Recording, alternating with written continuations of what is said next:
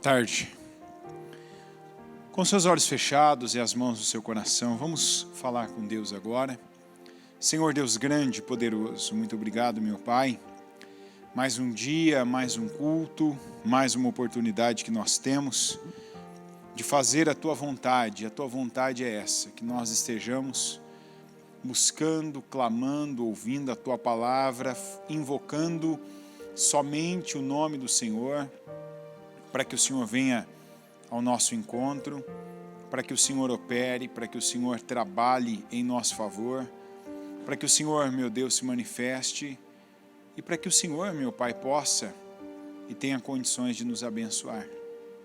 A Tua palavra deixa bem claro que a Tua vontade é nos abençoar, que os Teus pensamentos para nós são melhores do que os nossos em todos os sentidos.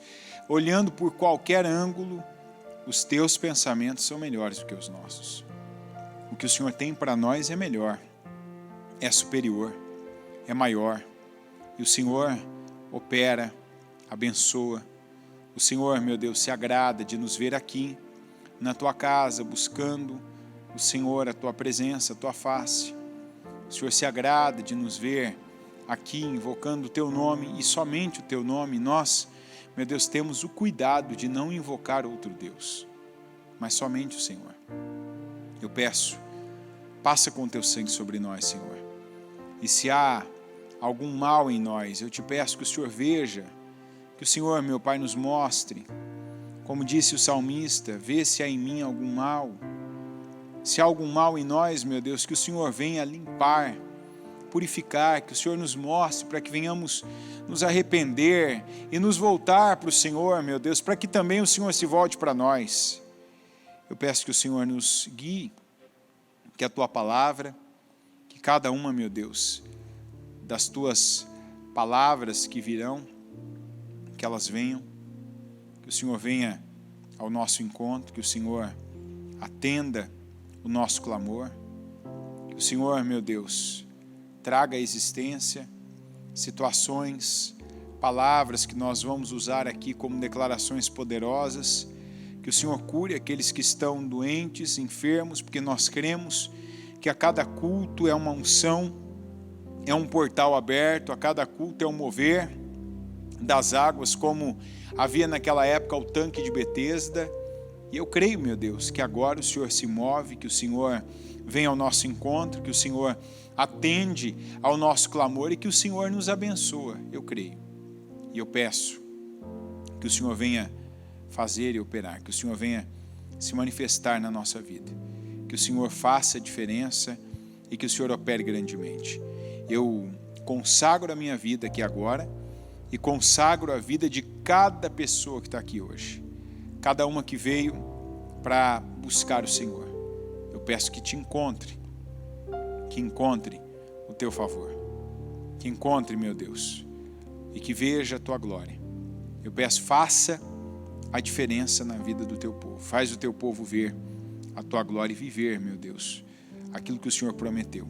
Eu tomo posse de unção, de poder, de glória, de bênção, de curas, de libertações. Eu tomo posse do Senhor se manifestando na nossa vida. Muito obrigado por tudo, eu te agradeço, em nome de Jesus. Amém. Amém. Pega o Espírito. Que Espírito você pega? Diga, eu bebo do Espírito, da palavra profética para 2021. As bênçãos repousam, descansam sobre a minha cabeça. Diga, eu creio nisso. Amém? Pode sentar, por gentileza. Essa palavra sempre, desde domingo, nós estamos com ela aqui. Fala dos valentes de Davi. Homens que eram, eu gosto de falar isso porque é a realidade, foi a realidade e ainda a vida de algumas pessoas é a realidade. Tem gente que, assim como esses homens eram, tem gente que é um zero à esquerda ainda. E tem uma vida marcada por isso. Uma vida sem expressão, sem resultado, sem condições. sem credibilidade, não vive o que Deus tem.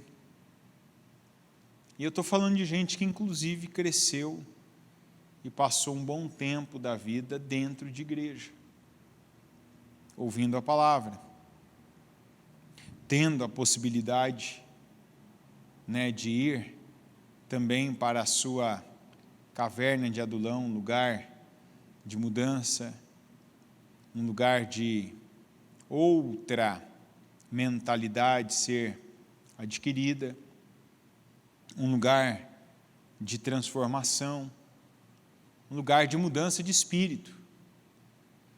Porque para mim a principal coisa que aconteceu aqui, a partir da caverna de Adulão, foi uma mudança de espírito. Aqui em 1 Samuel 22 está escrito assim: Davi saiu daquele lugar e se refugiou na caverna de Adulão. Quando seus irmãos eram disso, foram ficar com ele. Ajuntaram-se a ele todos os homens que estavam em dificuldades, os que tinham dívidas e todos os amargurados de espírito. E Davi se tornou o chefe deles. E havia com ele uns 400 homens.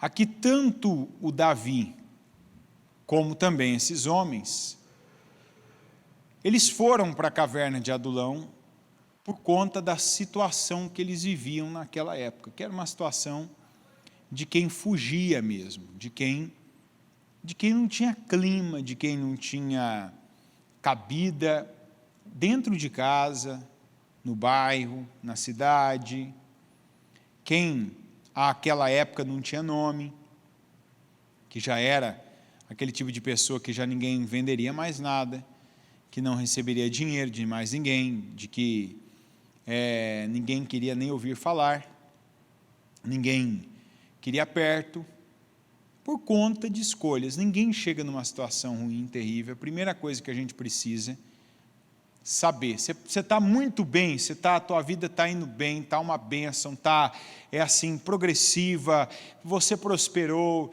você é aquele tipo de pessoa indispensável na tua casa, para a tua mulher ou para o teu marido, para os teus filhos, eles têm saudades, eles falam de você no lugar que você está, você é aquela pessoa que todo mundo lembra quando vem um problema, porque a gente tem que saber de uma coisa, né? Tem gente que às vezes reclama, o povo só lembra de mim quando tem um problema, o povo só lembra de mim quando as coisas ficam difíceis. Eu não acho ruim essa imagem. Se quando tiver algum problema lembrarem de mim, tá tudo bem, está tudo certo. Está tudo certo. Quer dizer o seguinte, se alguém lembra de você quando as coisas estão ruins, quer dizer que você o quê? Resolve. É ou não é verdade?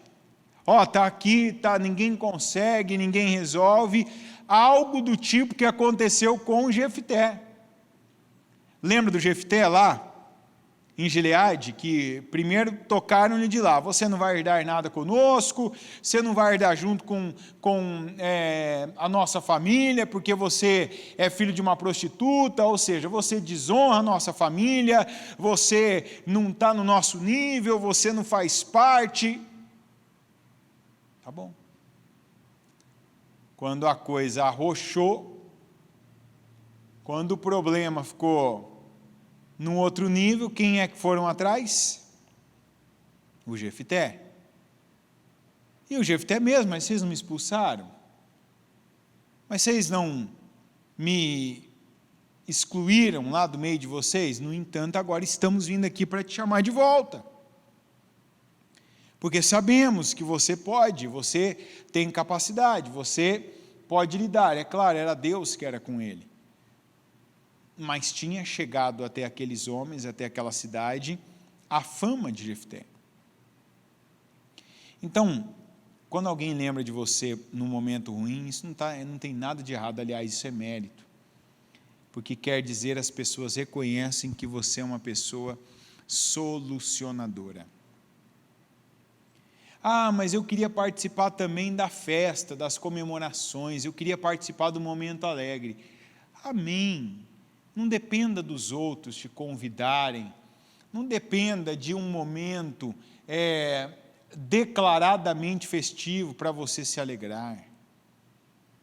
Faça você mesmo, crie você mesmo os seus momentos festivos, seus dias festivos, e que eu declaro que a sua vida não seja aquele tipo de vida que só comemora quando está numa festa, mas que a sua vida, que os seus dias sejam dias de festa, dias de alegria, dias de plenitude, de você não precisar de um evento externo, não precisar estar regado ali ou ali no meio de um monte de comida e bebida para você se alegrar, ou de pessoas que estão num dia festivo. Mas que a sua vida cada dia seja de dias festivos, ou seja, eu estou bem, eu acordo grato, eu sou satisfeito com a vida que Deus me deu, eu tenho uma vida abençoada, próspera, eu sou feliz. É assim que tem que ser a sua vida. E não aquele tipo de vida de quem só se alegra quando tem um motivo exterior, que inclusive geralmente é uma festa. Ah, tem uma festa, então agora eu me alegro. Ah, tem tal situação acontecendo, então agora eu fico feliz. Não. Feliz é aquele que confia no Senhor. Bem-aventurado o varão que confia no Senhor. Então, a tua alegria tem que vir, primeiro, de você saber que você está salvo. Quer dizer, se Jesus voltar agora, nesse momento, eu tenho que comemorar. Eu não vou ficar aqui. Se Jesus voltar agora e eu for pego de surpresa com relação à volta de Jesus, o que vai acontecer com todo mundo, eu estou salvo. Então esse deve ser o meu primeiro motivo de alegria, vivendo para essa terra. Não vivo como se fosse habitante, morador nessa terra, mas nessa terra eu sou estrangeiro. Estou aqui de passagem, mas a minha terra, o meu lugar, a minha pátria é a celestial. Essa deve ser a nossa primeira alegria, ou seja, eu vivo por algo maior. Eu vivo em uma situação, em uma condição muito maior do que essa que pode se ver. Depois, porque Deus tem cuidado de nós. Apesar de todas as situações que estão acontecendo, tudo que está aí fora, tudo que está aí sendo notícias, rumores, fatos, eu costumo dizer que quanto mais a gente olha para o lado, mais grato a gente tem que ser. Porque quanto mais a gente vê o que está acontecendo na vida de tanta gente que está perto e que está longe de nós temos ainda mais motivos para agradecermos a Deus, para louvarmos o Senhor, para dizermos: Senhor, obrigado, o Senhor cuida de mim, o Senhor tem cuidado, o Senhor tem agido, o Senhor tem trabalhado, o Senhor tem abençoado, o Senhor tem feito algo incrível. E Deus tem feito algo incrível na nossa vida. Deus tem operado, Deus tem abençoado, Deus tem manifestado o poder dEle. Depois disso, nós temos que agradecer por aquilo que Ele ainda vai fazer, igual aconteceu com Lázaro. Lembra quando Jesus foi até o túmulo de Lázaro e não tinha, visivelmente, não tinha acontecido nada ainda, nem ele havia pedido sequer. Mas quando ele foi lá, ele disse assim: Pai, eu te agradeço, porque o Senhor me ouviu. Aliás, o Senhor sempre me ouve.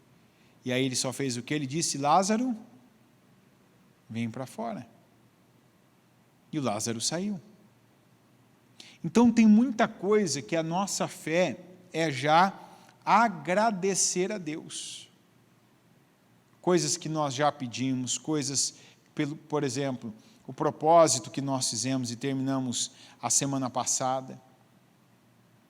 termos essa atitude grata. Senhor, obrigado por cada restauração, obrigado por cada vitória, obrigado por cada livramento, obrigado por cada cura, obrigado por cada transformação, obrigado por cada restauração que o Senhor fez e operou na minha vida. Porque essa é uma maneira, inclusive, de nós, comprovarmos diante do Senhor: eu creio em cada oração que eu fiz, eu creio em cada clamor que eu realizei, eu creio em cada jejum, eu creio em cada oferta que eu derramei no teu altar para chamar a tua atenção, eu creio. Então, essa tem que ser a nossa vida. Porque se essa for a tua vida, a cada dia dela você vai olhar e vai ver: olha, eu fiz tudo o que eu tinha que fazer e por isso a minha vida está assim. Que aí eu volto na história desses homens. Ali cada um deles estava vivendo na dívida, estava depressivo, ou estava sendo perseguido, estava vivendo um momento ruim, porque tinha gerado, tinha causado, tinha plantado para colher aquilo. Então a primeira coisa que a gente sempre precisa saber: não é culpa de alguém eu estar aqui. Ainda que uma pessoa ou algumas pessoas tenham participado ativamente, tenham grande participação no estado e na condição que a sua vida está. Mas não é culpa de alguém. O que você está vivendo, o que está acontecendo na sua vida, não é culpa de alguém. É uma responsabilidade sua. E você não deve ver isso com pesar, com peso. Então eu... Não, você deve ver isso com bons olhos. Porque aí, quando nós vamos aqui para 1 Crônicas 11, 15, a gente já lê assim: certa vez, Davi estava na rocha junto à caverna de Adulão, e o exército filisteu estava acampado no vale de Refaim. Os 3, que faziam parte dos 30, um grupo de elite entre os valentes de Davi, desceram para encontrá-lo em Adulão.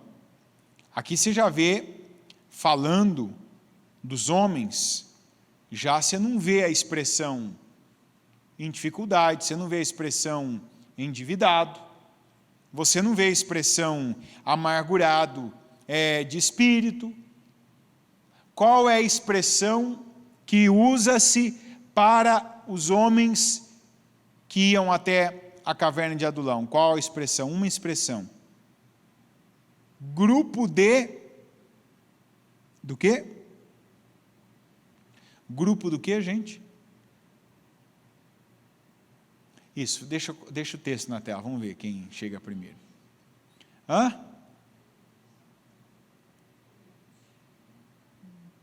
precisa ter pressa não, gente. Elite. Mas como pode gente perseguida, em dificuldade, amargurada, endividada, ser chamado de grupo de elite? Você acha que a condição desses homens a essa altura, a altura de Crônicas 11, era a mesma condição daqueles homens de Samuel 22? Quem foi responsável por isso? Quem? Quem foi o responsável por isso? Quem? Sem pressa. Sem pressa. O responsável por isso, diga, foi cada um. O que quer dizer que o responsável pela tua vida sair do nível, sair da condição, sair do resultado que ela está, ir para outro nível, quem que é o responsável? Você. Mas se tal pessoa fizer isso vai me atrapalhar. Não tem isso. A gente pode dizer, foi o Davi fez a parte dele. O Davi falou, o Davi mostrou, o Davi ensinou. O Davi no começo puxava a fila, ia na frente deles e mostrava: vamos agir assim, vamos fazer de tal maneira. mas cada um teve que pegar. Cada um teve que ir lá e tomar posse. Cada um teve que ir lá e possuir aquilo. E a mesma coisa é hoje com a palavra. Não importa, para Deus não tem níveis de dificuldade. O fulano, ele chegou muito amargurado, chegou com uma dívida muito grande, o fulano chegou numa condição muito trágica, o fulano já perdeu muita coisa, até mesmo, o fulano chegou muito velho, já é tarde, já perdeu muito tempo. Sim, pode ter perdido muito tempo, pode estar chegando velho, pode estar chegando um garoto, depende de como você pega a palavra. Porque da mesma maneira que aconteceu, a caverna de Adulão foi o ponto em comum entre Davi e esses homens, o nosso ponto em comum, onde vem tanta gente arrebentada, endividada, amargurada, cansada, sobrecarregada, depressiva, é a igreja. E o que atraiu todos nós na igreja foi Jesus. Jesus é o nosso adulão, onde nós temos a oportunidade, a chance de olhar para Ele, de ouvir o que Ele tem para dizer, de pegar a palavra dEle. Ou seja, eu não vou mais fazer do meu jeito, porque essa pergunta ela não pode se calar. Para eu ter chegado onde eu cheguei, o que eu fiz? O que eu fiz? Você pode ter aí agora 99 anos. É tarde para mim. É tarde para quê? Para que é tarde para você? Talvez você dissesse para mim, é tarde para eu casar. Eu diria, aí você está certo. Não costuma ter muita gente nessa idade procurando alguém para casar, né? A não ser que você for tão rico quanto Abraão, né? Aí quem sabe, vai ter candidatos e candidatas, né? Então, nesse caso aí não costuma. Eu tenho 99 anos. Não é o caso de ninguém aqui. Agora, o que eu fiz? Se faça essa pergunta agora, o que eu fiz para chegar até aqui? Porque nessa resposta vai ter acertos, vai ter erros, vai ter situações. Ou seja, daqui vamos colocar um prazo que não é longo, mas também não é tão curto, daqui 1 ano. Se você detecta agora o que você fez que não foi bom, e drasticamente muda, isso aqui eu não faço mais, isso aqui eu não ajo mais, isso aqui eu não faço mais desse jeito, isso aqui eu não vou mais me comportar dessa maneira. Eu te afirmo que daqui 1 ano já tem coisas na sua vida que estão diferentes. Mas tem coisas que não são 1 ano, tem coisas que nos próximos dias você já vai ver diferença. Você já vai perceber vida, paz, alegria, credibilidade. Quantos que vão perceber já saúde, cura, transformação, vão ver a transformação, vão perceber a transformação. Quantos que vão perceber? Quantos que já vão poder detectar isso? Por quê? Porque até então não pararam com alguns comportamentos. Você está achando que aconteceu uma mágica na vida desses homens? Não. Eles passaram a ter um líder e a seguirem esse líder. Ou seja, eu estou aqui agora, eu quero fazer igual Davi, e eu faço igual Davi. Eu ajo igual Davi. Eu me comporto igual Davi. E eles começaram a ter atitudes com propósito. Atitudes que agradam a Deus. Atitudes que que são boas. E aí olha o que a gente vê no meio desse grupo, 2 Samuel 23:8. Estes, pois, são os nomes dos principais guerreiros de Davi. Aqui está os principais, não está falando dos 400. Aqui nós vamos falar aqui de uma meia dúzia mais ou menos só. Josebe-Basebete, o Taquemonita, este foi o líder do conhecido grupo Os Três, e armado apenas de sua lança, enfrentou 800 inimigos e os matou numa batalha. Depois dele, Eleazar, filho de Dodô, filho de Aoi, entre os 3 valentes que estavam com Davi, quando desafiaram os filisteus ali reunidos para a batalha.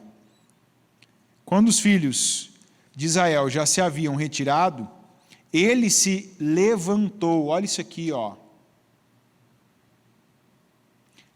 Quando os filhos de Israel já se haviam retirado, você vai forçar a tua mente agora, que você vai chegar onde eu cheguei também.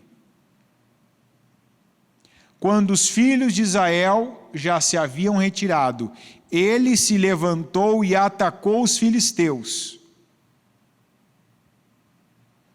O que te lembra isso? Que cena que te lembra isso? Hã? Força agora, que você chega lá. Eu parei e grifei aqui, hein? O ponto que eu quero que te faça lembrar de alguém, de uma cena. Quando os filhos, para e concentra.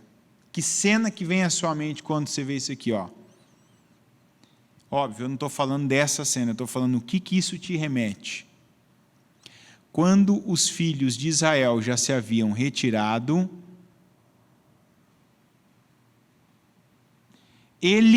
o Eleazar, se levantou e atacou os filisteus. Não estou falando dessa cena, mas essa cena lembra qual outra cena? Lembra do Golias? Quantos dias que o Golias estava insultando, tripudiando? Não era de um homem, era de um rei, o seu exército. Quantos dias? 40 dias. E aí, não tem ninguém para me enfrentar? Nenhum homem? Eu não sou um filisteu e vocês não são israelitas? Cadê? Ninguém. Vocês estão aí, ficam ouvindo isso? E não tem coragem? Hã? Não tem homem aí não? Não tem nenhum macho aí não? Nenhum soldado, nenhum guerreiro? Ó, dia após dia, o homem ia, provocava, insultava, tripudiava, zombava. E o Saul e o seu exército ouvindo aquilo, e a atitude deles era a mesma, eles se retiravam. Eu não. Se retirava. Quem que foi lá e enfrentou? Quem? Quem que era o líder do Eleazar? Quem que era? Ele pegou o espírito. E aí eu pergunto você, tem pego o espírito de quem? Quantos que ainda repetem as mesmas atitudes? Por quê? Está pegando o espírito de alguém. Está imitando alguém, não é que você imita, que você coloca na tua cabeça assim, ó, hoje eu vou imitar o fulano. Não, de repente, você já fez tantas vezes a mesma coisa, falou tantas vezes a mesma expressão, teve tantas vezes o mesmo comportamento, que você só repete, já é praticamente automático. Provavelmente o Eleazar, quando chegou lá na caverna de Adulão, era um homem também que tinha algum comportamento bastante reprovável. Ou no emocional, ou no financeiro, ou com a saúde dele, ou na família dele. Porque talvez o espelho dele, que pode ter sido o pai, pode ter sido um irmão, pode ter sido Saul. Né? Um homem que se acovardou quando o desafio bateu à sua porta. Um homem que não vivia de fato, que vivia para uma imagem, Um homem que não vivia para ser agradável a Deus, mas que vivia para ser aprovado por homens. Agora o Davi, ele convive com o Davi, ele copia, ele imita, ele segue aquela mesma atitude do Davi. Quando os filhos de Israel já se haviam retirado, ele se levantou e atacou os filisteus. Tal pai, tal filho. Ele fez o Davi o seu pai. Eu vou fazer igual ele. Ninguém vai? Não, eu vou. Daqui minha espada. E lutou, cansou a mão, e a espada continuou grudada na mão dele. Porque fisicamente ele estava esgotado, mas o espírito dele não tinha desistido. Tem mais ainda. Ele se levantou e atacou os filisteus até lhe cansar a mão e ficar grudado na espada. Naquele dia o Senhor efetuou grande livramento e o povo voltou para onde Eleazar estava somente para pegar os despojos. Quer dizer, na hora de lutar ninguém foi com ele, mas na hora de pegar os despojos todo mundo foi. É igual Davi. Ninguém matou Golias, mas depois todo mundo desfrutou da vitória. Graças a Deus que seja assim. É ou não é, gente? Melhor eu ser o que matou e todo mundo desfruta do que eu conquistei, do que eu estar desfrutando do que alguém conquistou porque eu não tive coragem. Depois dele vinha Samá, filho de Ageu, o ararita. Quando os filisteus se juntaram em Leí, onde havia uma plantação de lentilhas, e o povo fugia dos filisteus, Samá pôs-se no meio daquele terreno e o defendeu, e matou os filisteus. E o Senhor efetuou grande livramento. No tempo da colheita, 3 dos 30 chefes desceram à caverna de Adulão, onde Davi estava. E uma tropa de filisteus tinha acampado no vale dos Efaíns. Nessa época, Davi estava na fortaleza, e a guarnição dos filisteus estava em Belém. Davi suspirou e disse: quem me dera beber água do poço que está junto ao portão de Belém? Então aqueles 3 valentes romperam pelo acampamento dos filisteus. Tiraram água do poço junto ao portão de Belém e a levaram a Davi. Ele não a quis beber, mas a derramou como libação ao Senhor e disse: longe de mim, ó Deus, ó Senhor, fazer tal coisa. Beberia eu o sangue dos homens que lá foram, colocando em risco a sua vida? E assim não a quis beber. São estas as coisas que fizeram os 3 valentes. Também Abisai, irmão de Joabe, filho de Zeruia, era chefe de 30. Este, empunhando sua lança, atacou 300 homens e os matou, e tinha nome entre os 3. Ele era mais nobre do que os 30 e se tornou o chefe deles. Contudo, não chegou aos primeiros 3. Também Benaia, filho de Joiada, era homem valente de Cabzeel e realizou grandes feitos. Ele matou 2 heróis de Moabe, desceu numa cova e nela matou um leão no tempo da neve. Matou também um egípcio, homem de grande estatura. O egípcio trazia na mão uma lança, mas Benaia o atacou com um cajado, arrancou a lança da mão dele e o matou com ela. Estas coisas fez Benaia, filho de Joiada, pelo que teve nome entre os primeiros 3 valentes. Era mais nobre do que os 30, porém não chegou aos primeiros 3. Davi o pôs sobre a sua guarda. Isso citando apenas alguns. Aqui teve um grupo que foi extraordinário, que foram esses 3. Teve um grupo do qual eles faziam parte, mas eram diferenciados, de 30, onde estavam esses outros aqui, e tinham os outros que apenas eram guerreiros, homens que de covardes que antes eram, endividados, caloteiros, fugitivos, homens envergonhados e vergonhas, cada um era uma vergonha para a sua família, esses homens se tornaram o orgulho de Israel. Se tornaram heróis que matavam heróis inimigos, como no caso aqui dos 2 heróis de Moabe. Como que uma pessoa muda tanto? Deus. O Espírito do Senhor era passado para eles, por um homem que orava, por um homem que acreditava em Deus acima de todas as pessoas e acima de todas as coisas. Gente, uma coisa a gente não pode ser, eu vejo, né, o lema, por exemplo, do presidente, Deus acima de tudo, ou Deus acima de todos, Brasil acima de tudo, não é uma coisa assim, né? Tem gente que, Deus acima de tudo, ou Deus acima de todos, tal. Mas isso para você é uma realidade ou é uma frase apenas? Porque a coisa mais fácil que tem é você repetir frases. Deus acima de todos, Ele está acima de todos na sua vida? Deus acima de tudo, Ele está acima de tudo na sua vida? Ou qualquer coisa que aconteça fora do planejado, você já está aí preocupado? Você já está aí aflito? Já está aí, e agora, como é que vai ficar isso aqui?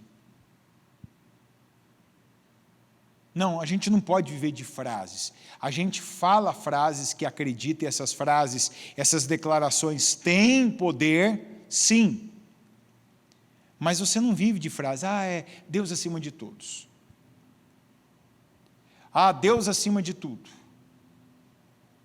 Não, nós temos que crer. Nós temos que fazer como esses homens fizeram e bebermos do Espírito. Pegarmos essa unção que tem sido derramada. Tem uma unção sendo derramada. Tem uma unção sendo derramada sobre a igreja, sobre o Ministério Mudança de Vida. E eu digo isso para você porque eu ouço problema, eu ouço quantos atendimentos que eu faço, quantas orações, eu ouço os testemunhos, eu vejo o antes e o depois. Olha a quantidade de gente que eu vejo, quando vem uma palavra a pessoa pega, ela entra naquele portal. Quantos que entraram, por exemplo, quando teve a oração, um clamor de cura, a pessoa tomou posse, é para mim. Quantos que, nesse propósito aí das colunas, quanta gente que não tinha dinheiro e entrou, vou assumir essa área. Foi no seu limite, Deus está colocando coisas nas mãos dessas pessoas que elas não tinham assim, elas não tinham imaginação de viverem. Quantos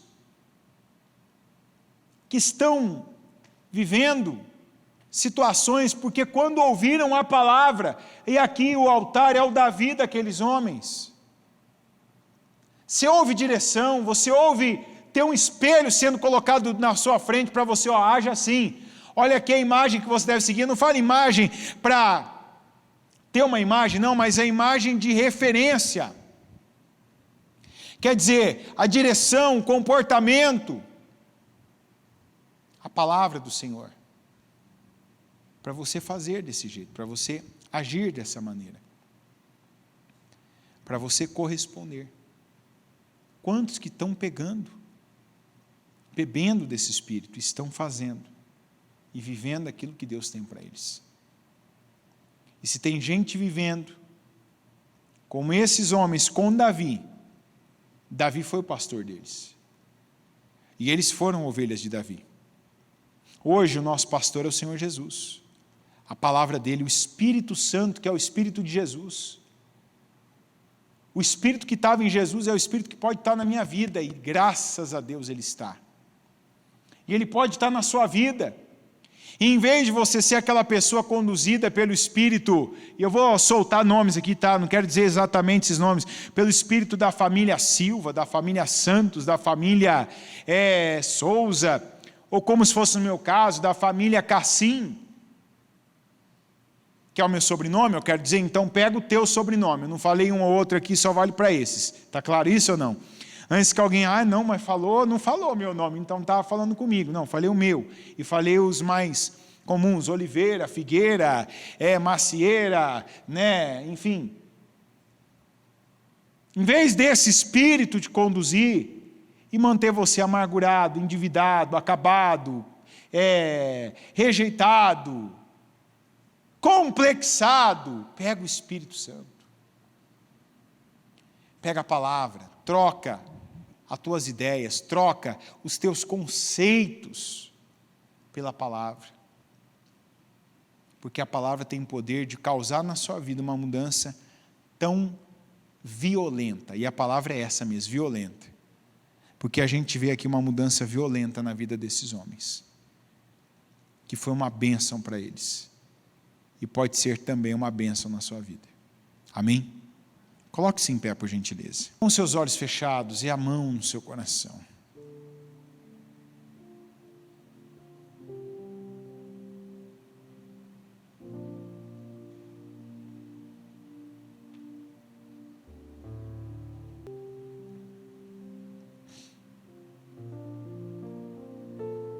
O que falta para que você tenha essa vida? O que falta para você viver dessa forma?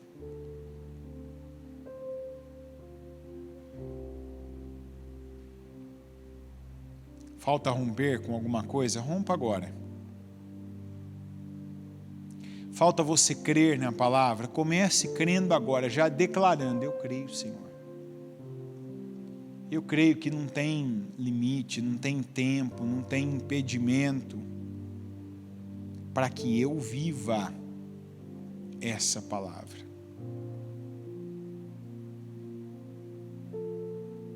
Para que ela se cumpra na minha vida. Não tem.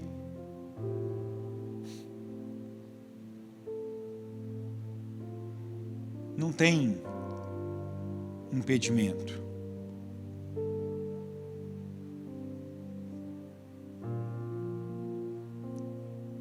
Não tem bloqueio.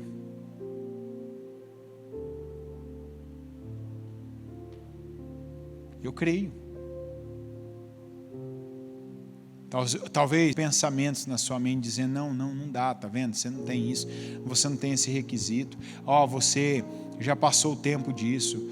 Não tem mais jeito, isso aqui é muito difícil. Não, eu creio. Você tem que já começa a falar, não deixa a sua mente te bombardear, não. Eu creio, Senhor. Eu creio. Eu creio na tua palavra, eu creio naquilo que o Senhor diz, eu creio.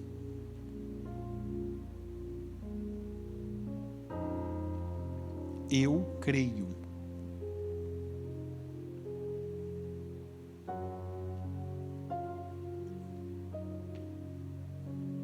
Então faz, meu Deus, na minha vida, porque eu estou aqui.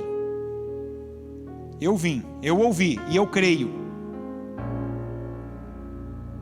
Eu faço dessa palavra na minha vida agora a caverna de Adulão daqueles homens. Onde eles se juntaram a Davi, as lições,